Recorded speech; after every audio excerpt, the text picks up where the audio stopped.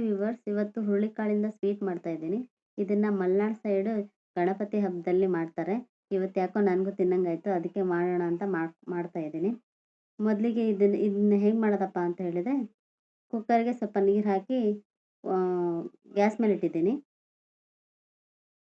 ಸ್ವಲ್ಪ ನೀರು ಕುದಿ ಬಂದಮೇಲೆ ಅದಕ್ಕೆ ಹುರುಳಿಕಾಳನ್ನ ನೀಟಾಗಿ ಒಂದೆರಡು ಸರಿ ತೊಳೆದ್ಬಿಟ್ಟು ನಮಗೆ ಎಷ್ಟು ಬೇಕೋ ಅಷ್ಟು ಆ ಕುದಿಯೋ ನೀರಿಗೆ ಹಾಕೋತಾ ಇದ್ದೀನಿ.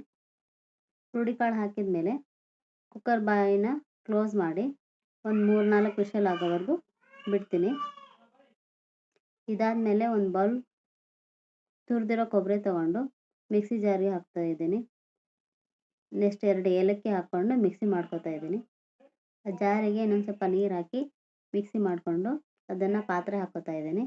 ಪಾತ್ರೆ ಹಾಕಿದ ಮೇಲೆ ಅದನ್ನು ಬಿಸಿ ಮಾಡಲಿಕ್ಕೆ ಇಡ್ತೀನಿ. ಅದು ಬಿಸಿ ಕುದಿ ಬಂದಮೇಲೆ ಇಳಿಸಿದರೆ ಆಯಿತು. ಚೆನ್ನಾಗಿ ಕುದ್ದಾದಮೇಲೆ ಕಾಯಿ ಹಾಲು ರೆಡಿ ಆಯಿತು.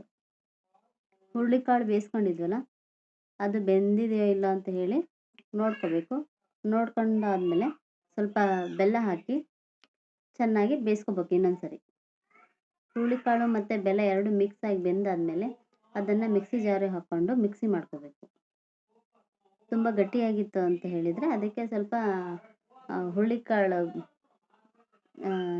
ಬೇಯಿಸಿದ ನೀರು ಇರುತ್ತಲ್ಲ ಅದನ್ನು ಹಾಕ್ಕೊಂಡು ಮಿಕ್ಸಿ ಮಾಡ್ಕೋಬೇಕು.